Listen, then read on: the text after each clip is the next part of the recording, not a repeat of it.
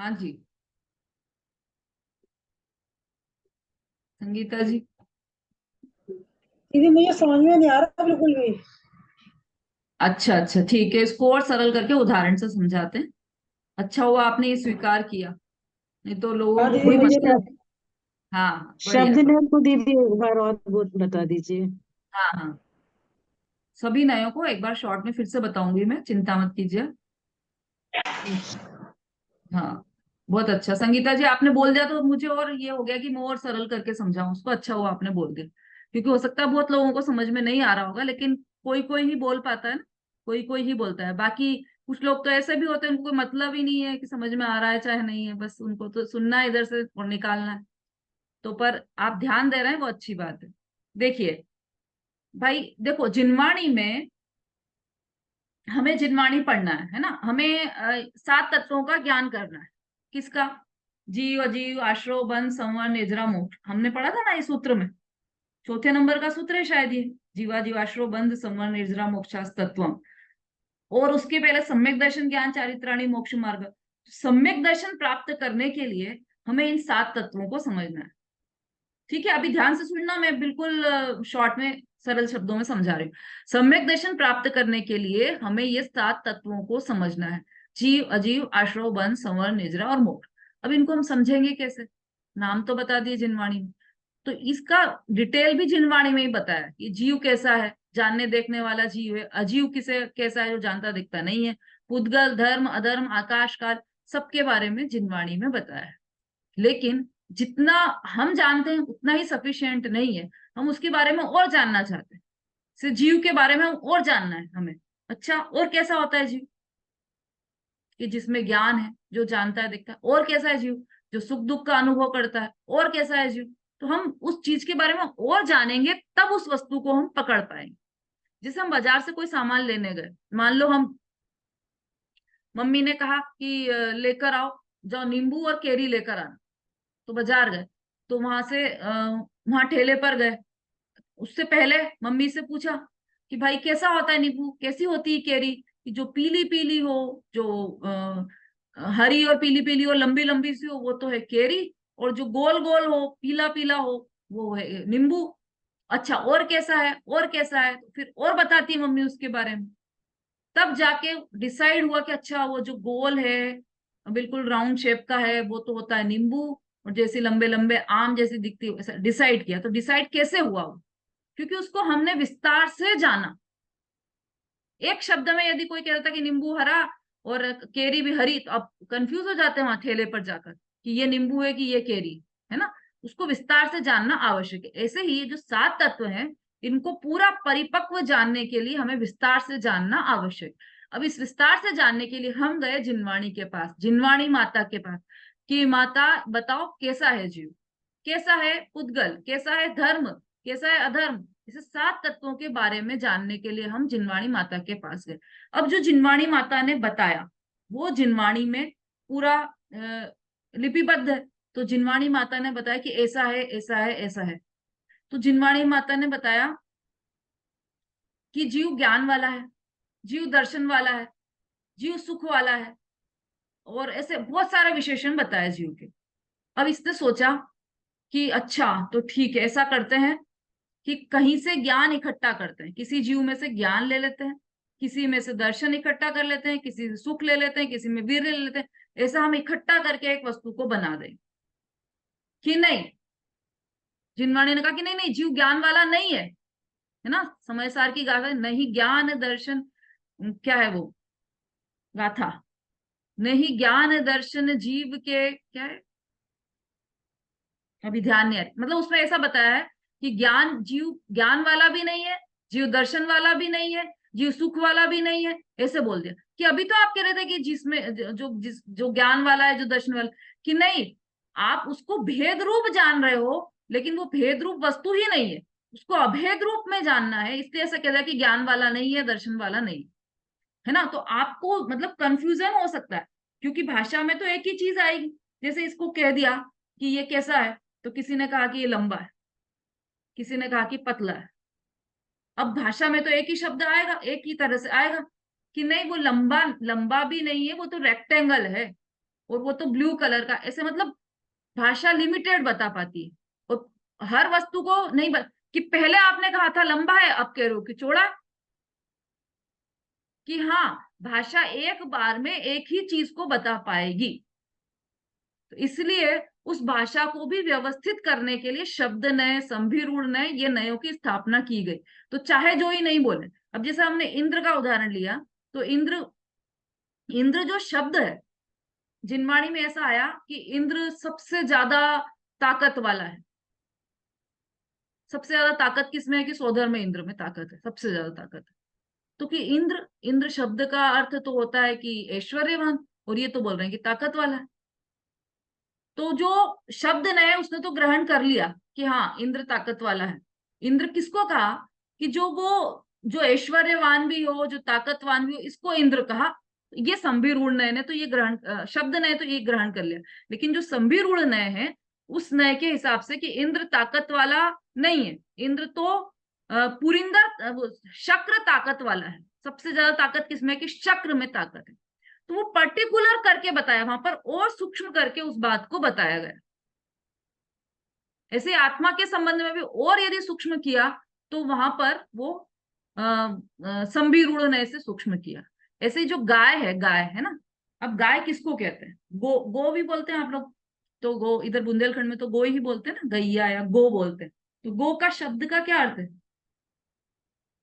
निकालने जाओगे तो 11 अर्थ होते हैं गो के। और उसका एक अर्थ में, उस शब्द का क्या अर्थ है? कि जो गमन करे वह गो, जो गमन करे वह गाय। अब यदि गाय बैठ गई तो वो गाय नहीं है क्या? और जो गमन कर रहे हैं मतलब स्त्री पुरुष, वो सब गाय हो गए क्या? कि हाँ, वास्तविक अर्थ तो वैसा ही है कि जो गमन करे वह गाय। पर चूंकि रूढ़िवादी से इस अर्थ को ग्रहण किया गया कि ये गाय है, चल रही फिर रही है, ये गाय है, उसको कहने लगे कि ये गाय है, तो वो रूढ़िवादी से, संभिरूढ़ नय से उस गाय को गाय कहा गया। तो उसमें वो सारे अर्थ इंक्लूड नहीं होंगे। कौन से? कि जो स्त्री पुरुष भी चल रहे हैं तो वो भी गाय हो गए, ऐसा नहीं होगा। जो रूढ़िवादी से चल रहा है कि इसी को गाय कह रहे हैं तो इसी को गाय कहेंगे, वहां पर रूढ़ी से ग्रहण करना पड़ेगा। तो कुछ चीजें रूढ़ी से भी ग्रहण की जाएंगी, कुछ शब्द जिनवाणी में ऐसे आएंगे जो रूढ़ी से बताएंगे कि ऐसा है। कुछ शब्द ऐसे आएंगे जो शब्द ने मतलब पूरा संग्रहित करके बोलेंगे कि ये ऐसा है। मतलब ये सारे शब्द जिनवाणी समझने के लिए, जो भी नए हैं, ये सब जिनवाणी को समझने के लिए है। ठीक है संगीता जी, थोड़ा थोड़ा आया समझ में?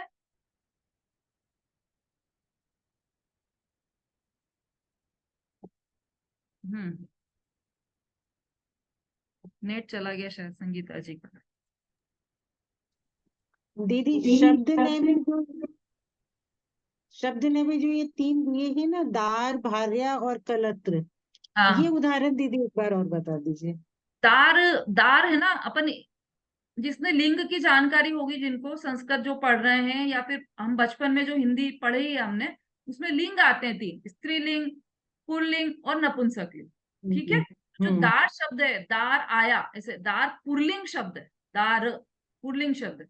और हम्म। एक और क्या है दार के बाद? भार्या। तो भार्या स्त्रीलिंग शब्द है भार्या। ना, हम्म। भार्या आई, भार्या आई ऐसा बोलते हैं।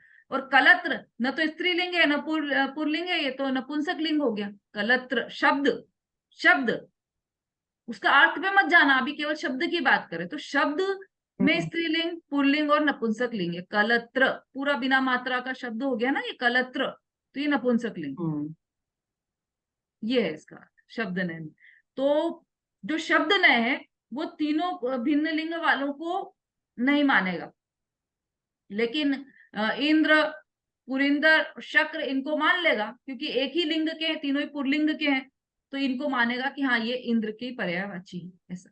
लेकिन जो संभिरूढ़ नय है वो पर्यायवाची कुछ होता है दुनिया में ऐसा मानता ही नहीं। वो तो हर एक शब्द का अलग अलग अर्थ होता है ऐसा मानता है संभिरूढ़ नय। मानता है मतलब ये कोई हम्म। जीव नहीं है। मतलब संभिरूढ़ नय से जो कथन किया जाता है, वह वह क्या करता है? जो कथन है वह क्या करता है? कि एक वस्तु का एक ही अर्थ बताने वाला जो नय है वह संभिरूढ़ नय। ठीक है। ये तो यहाँ पर ऐसा बोलने में ऐसा आ रहा है कि ये मानता ही नहीं, तो वो कोई जीव नहीं है जो मानेगा। ये तो शब्द है, ये तो नय है। मतलब इस नय से यदि कोई हम्म शब्द कहा जा रहा है तो वह यदि संभिरूढ़ नय से कहा जाएगा तो वह उस शब्द का एक ही अर्थ ग्रहण करेगा। जैसे गैया, गाय का अर्थ वो उस गाय को ही ग्रहण करेगा जो जानवर वाली गाय है, क्योंकि वो रूढ़ी से चला आ रहा है। ठीक है। हम्म और हम्म चक्र शब्द का अर्थ वो वही ग्रहण करेगा, मतलब वही बताएगा कि जो ताकत वाला है, जो साहस वाला है, जो सामर्थ्य वाला है, वह शक्र है। ऐसा मतलब उसमें और सूक्ष्म चले जाएं अपन, शब्द नय से और सूक्ष्म चले जाएं तो संभिरूढ़ नय बनता है। ठीक है संगीता जी, थोड़ा थोड़ा सा आया समझ में? हाँ दीदी आया। हाँ, ठीक है। थोड़ा भी आ जाए आ ना रहा। तो बहुत है वो, क्योंकि जितना समझ पाए कोई दिक्कत नहीं है उसमें।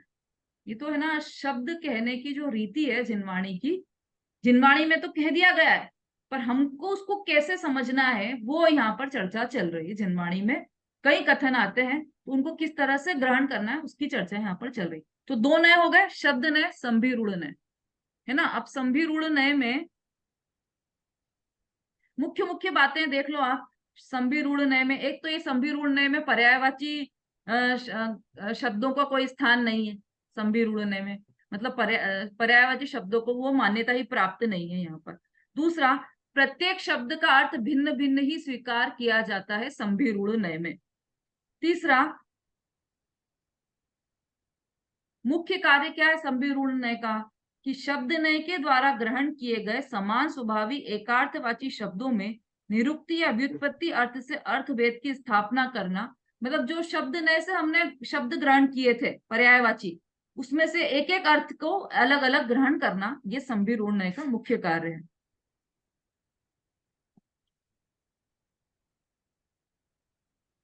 है ना। अब ये संभिरूढ़ नय के भी दो तरीके से हैं।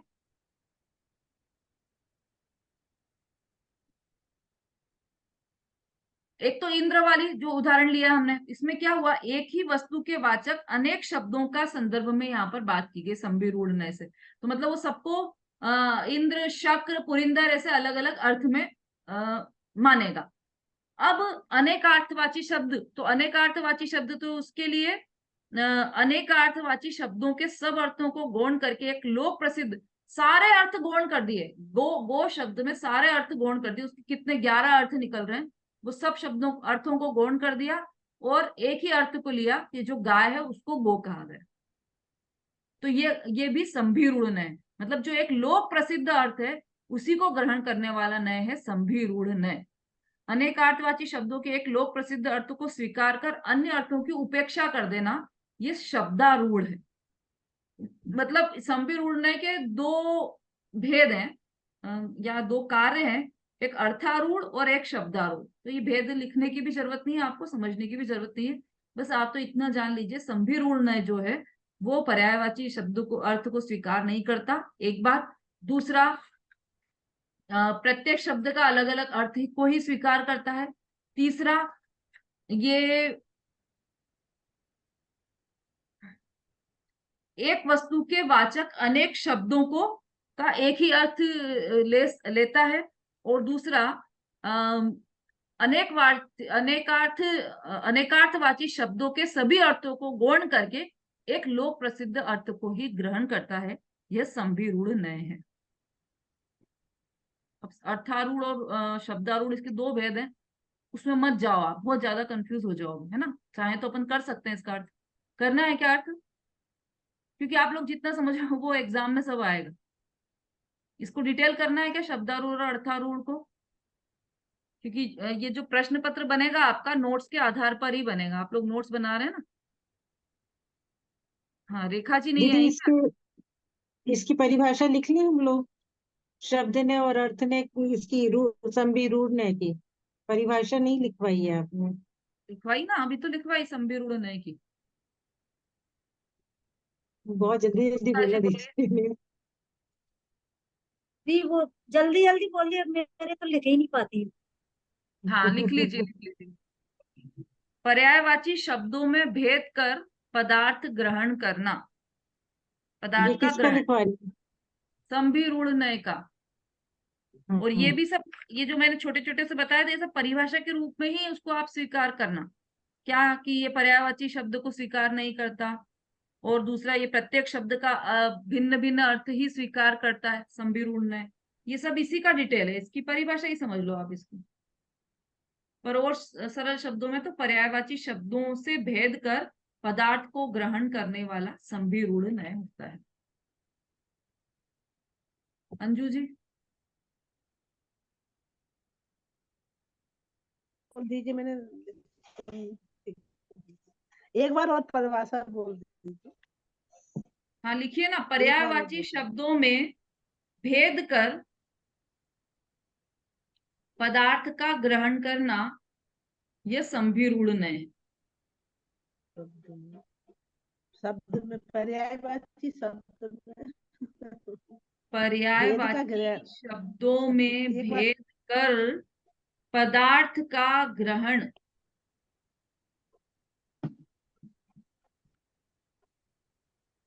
हाँ नंदिता जी लिख पा रहे हो आप?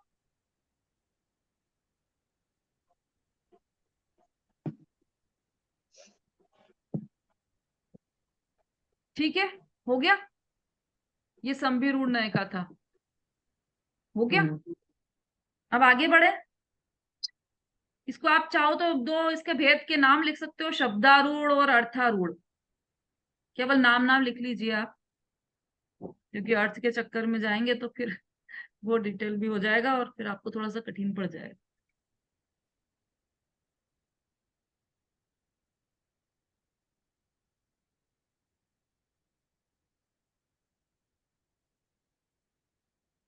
दीदी शॉर्ट में समझा दीजिए हम लोगों को, शब्दारूढ़ अर्थारूढ़। ठीक है, समझ लीजिए, वैसे मैं समझा भी चुकी हूँ, पर उसी को भेद करके यहाँ पर और बता देती हूँ मैं। अब जैसे अर्थारूढ़ है, तो अर्थारूढ़ क्या करता है कि समान स्वभावी एकार्थवाची शब्दों में व्युत्पत्ति के अनुसार अर्थभेद की स्थापना करना अर्थारूढ़। अब इसको सरल शब्दों में समझे तो जैसे देवराज, तो देवराज के वाचक कौन कौन से हुए? शक्र, इंद्र और पुरंदर। इन शब्दों के भिन्न भिन्न अर्थ स्वीकार करना, ये क्या है? अर्थारूढ़। ये बता ही दिया था मैंने, है ना। देवराज को शक्र कहना, इंद्र कहना, पुरंदर कहना, लेकिन शक्र को क्या कहना? जो सामर्थ्यवान है, शक्तिशाली, उसको शक्र कहना, और ऐश्वर्यवान को इंद्र कहना, और पुरिंदर जो नगर का भेद कर दे उसे पुरिंदर कहना।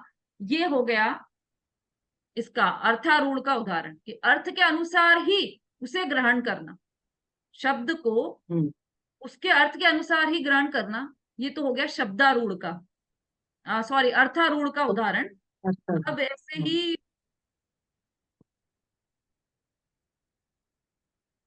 अर्थारूढ़, ये तो हो गया अर्थारूढ़। अब शब्दारूढ़ किसे कहा?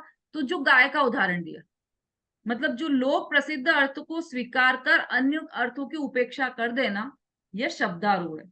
मतलब शब्द से अर्थ तो इतने सारे निकल रहे हैं, लेकिन लोक प्रसिद्ध में क्या हो गया कि जो जो चल रही है गाय है वही गाय है, तो उसी को स्वीकार करना, ये हो गया शब्दारूढ़। तो मतलब आप इससे रूढ़ शब्द से आप परिचित भी होंगे। रूढ़ी, रूढ़ी, तो रूढ़ी से जो चला आ रहा है शब्द, उसको वैसा का वैसा ही ग्रहण करना, उसी अर्थ में ग्रहण करना, वो हो गया शब्दारूढ़। और जैसा अर्थ है उसको उसी पद्धति से ग्रहण करना, वो हो गया अर्थारूढ़। ठीक है मंजू जी? जी दीदी। चलिए, अब ये दोनों हो गए, हमारा समय भी हो गया। 2 मिनट में अपन ये एवं भूत नए भी ले लें या फिर कर लें? थोड़ा डिटेल में समझना हो तो कर लें, और शॉर्ट में समझना हो तो आज ही ले लें। बोलिए मंजू जी। ले दीजिए दीदी। ले लें अभी एवं भूत नए? चलिए एवं भूत नए पर आ जाइए। उसी क्रियारूप परिणमित पदार्थ का ग्रहण सबसे सूक्ष्म नय है एवं भूत नय। जितने भी हमने नयों की चर्चा की अभी तक, उसमें सबसे सूक्ष्म नय है एवं भूत नय। अब इसका अर्थ क्या है कि उसी क्रिया रूप परिणमित पदार्थ का ग्रहण करना, जो जो जिस समय जो क्रिया चल रही है उसी का उसका उसी रूप में अर्थ लेना, वह एवं भूत नय है। थोड़ा गरिष्ठ हो गया हो तो कल भी ले सकते हैं, है ना। भोजन गरिष्ठ हो जाए ना तो फिर ऐसा लगता है कि अरे बाप रे, अब और कैसे पचाएंगे। यदि पच नहीं रहा हो तो अपन कल भी ले सकते हैं वैसे एवं भूत। पर चलिए अभी अभी ले लेते हैं, तो ये अपना कोर्स खत्म हो जाएगा अभी का, है ना। अब एवं भूत नय का यदि आपने इसमें से समझाओ परिभाषा से, तो उसी क्रिया रूप परिणमित पदार्थ का ग्रहण करना। वे जो नए लोग आए उनको समझ में आ रहा है कि नहीं, ये देखना पड़ेगा। उषा जी, पाटनी जी, शीला जी पुणे, अलग अलग स्थान के लोग हैं ना सब। नमिता जी भी अभी अभी जुड़ी हैं कुछ दिनों पहले ही। समझ में आ रहा है नमिता जी?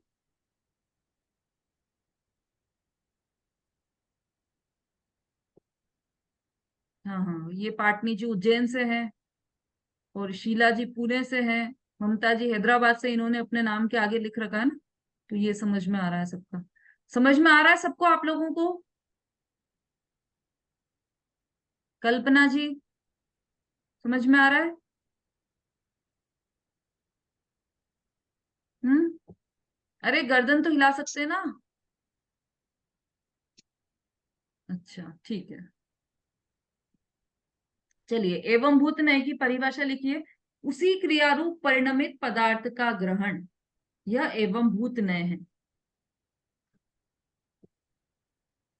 अब क्या हुआ कि जो हमने संभीरूढ़ में देखा था कि इंद्र का अर्थ है ऐश्वर्यवान, शक्र का अर्थ है सामर्थ्यवान, तो संभीरूढ़ है तो उस अर्थ को ग्रहण करता है। वो ये नहीं मानेगा कि जो मतलब इंद्र को सामर्थ्यवान, ऐसा नहीं। इंद्र तो जो सामर्थ्यवान है वो तो शक्र ही है, ऐसा मानेगा।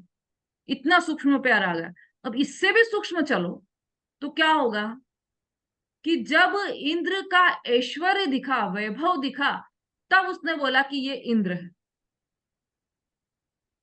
जैसे कोई पूजा कर रहा है तो उसी को मानेगा कि ये पुजारी है ना। वो पुजारी घर में यदि भोजन कर रहा है तो उसको पुजारी नहीं बोलेगा वो, ये नहीं। वो क्या बोलेगा कि ये तो मतलब जब पूजा कर रहा है, मतलब जो व्यक्ति पूजा कर रहा है उसी को पुजारी बोलेगा, चाहे वो कोई भी पूजा कर रहा हो।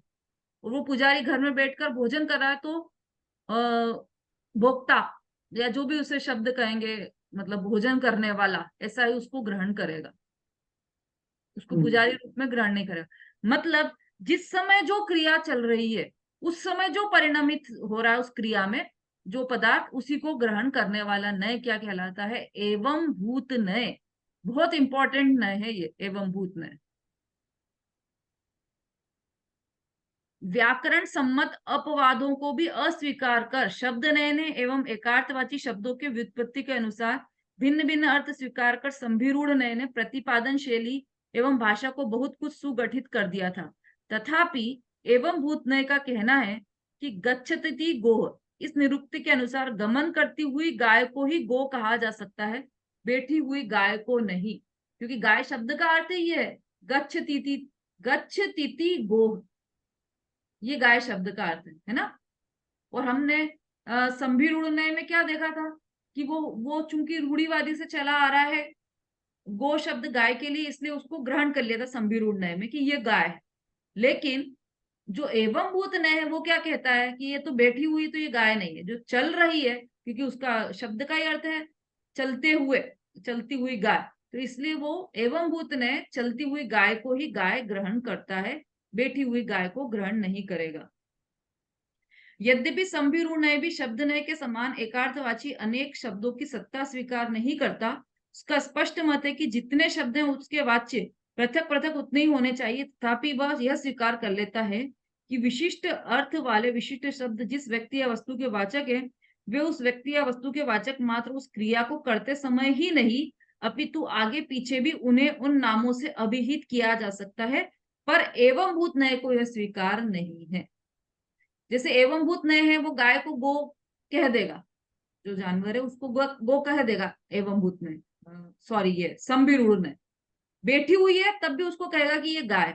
लेकिन जो एवं भूत नय है उसको यह स्वीकार नहीं है, वह तो उस समय जो चल रहा है वो उसी को स्वीकार करेगा।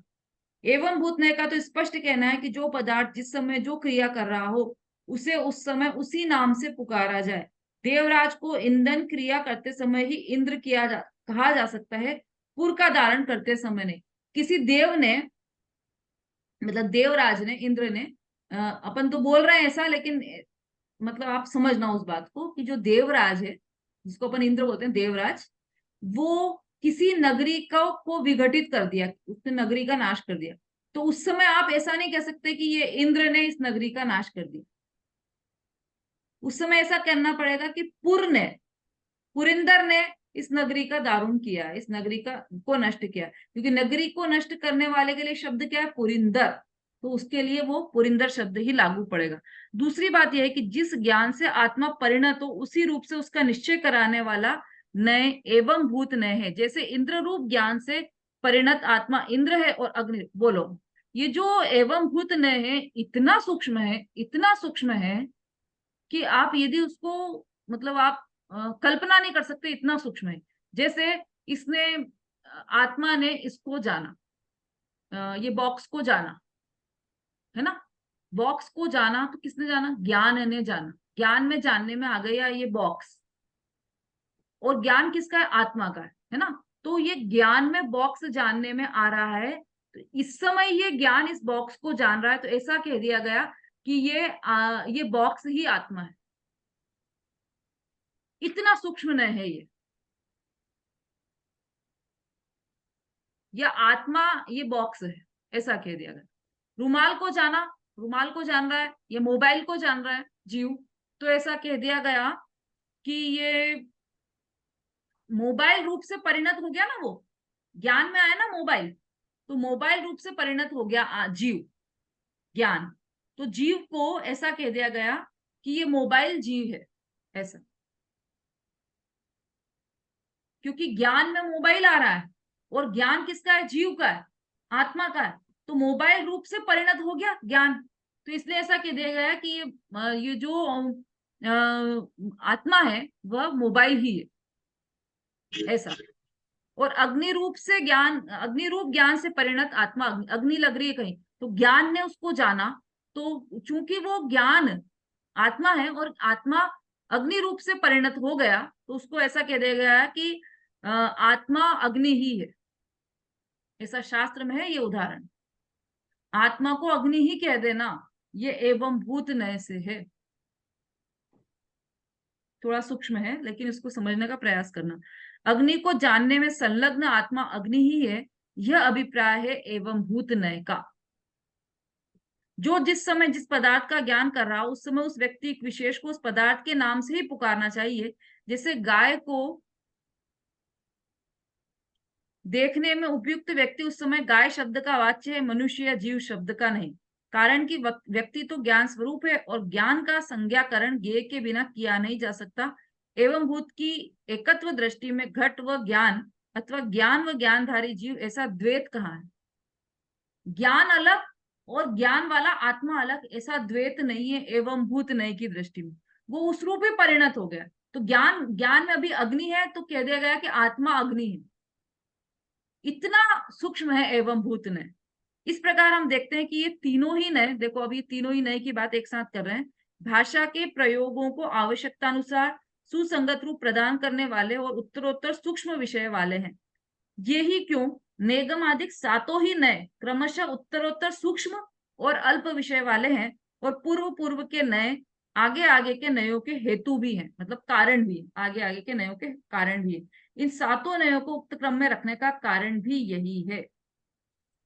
उत्तरोत्तर सूक्ष्म विषय वाले होने के कारण, देखो ये सर्वार सिद्धि में कहा गया है, उत्तरोत्तर सूक्ष्म विषय वाले होने के कारण इनका यह क्रम कहा है।